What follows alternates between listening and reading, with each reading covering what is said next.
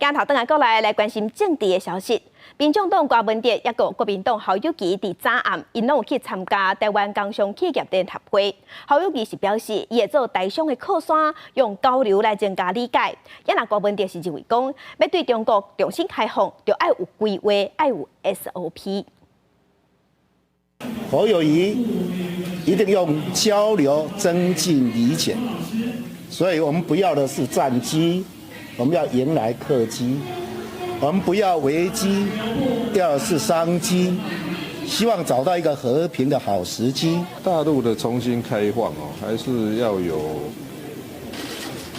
规划，也不是说一下子就全部开放，一切按部就班的。就好像这个侯友宜说他一个华要直接处理，我倒觉得两岸协议监督条例要先处理，按部就班，按照 SOP 做事。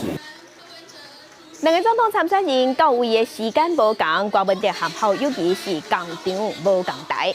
若郭文哲的副手吴欣盈冇到位，伊致辞的时是表示，台湾工商企业联合会是伊的外公柯信发创立的。若理事长柯显盈是伊的阿舅，伊感谢企业界对伊的支持甲鼓励。若伫郭文哲和吴欣盈离开了后，侯友宜到现场，理事长柯显盈是伫台顶牵侯友宜的手，大声发动算。